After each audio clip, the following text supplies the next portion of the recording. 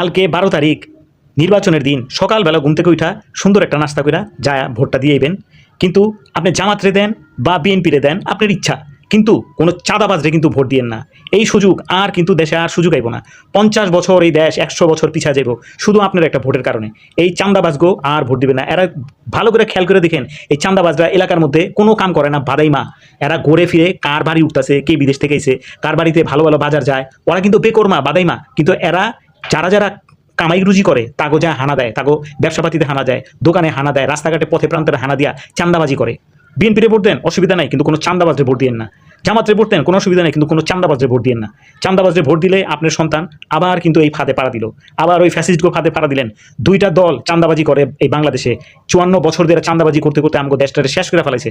এরাই কিন্তু একই ঘুরা ফিরা, এরা বদলায়, খালি দল বদলায়, মানুষ কিন্তু একই থাকে। এই দুই চান্দাবাজের দল সিন্ডিকেট, এরা বাংলাদেশটারে রন্ধ্রে রন্ধ্রে শেষ করে ফেলেছে।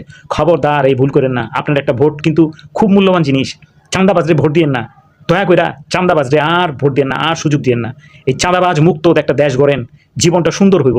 বিএনপিরে ভোট দেন, জামাতরে ভোট দেন, আপনার ইচ্ছা, কিন্তু কোনো চাঁদাবাজরে ভোট দিবেন না। চাঁদাবাজ আর না।